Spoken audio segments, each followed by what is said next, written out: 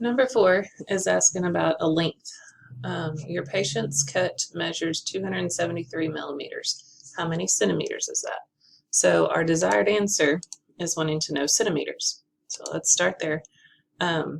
We need to be able to take centimeters into millimeters, right? So our conversion factor between centimeters and millimeters is 10 millimeters is 1 centimeter.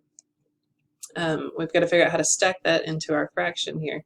Desired answer is centimeters, so that means the centimeter needs to be on the top. 1 centimeter is 10 millimeters. Now that puts millimeters at the bottom, so that means millimeters needs to be at the top of our next fraction.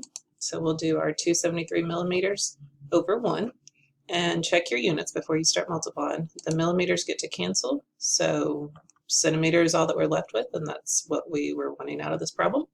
So we're ready to multiply. 1 times 273 is 273. 10 times 1 is 10, and now we can divide. 273 divided by 10 should give you a 27.3 centimeters.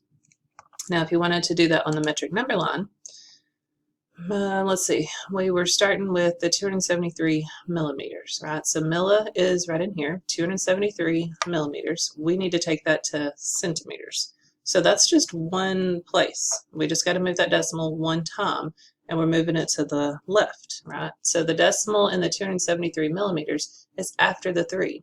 So we need to move that decimal after the 3 just one place to the left. So yeah, that's going to give us that 27.3 centimeters.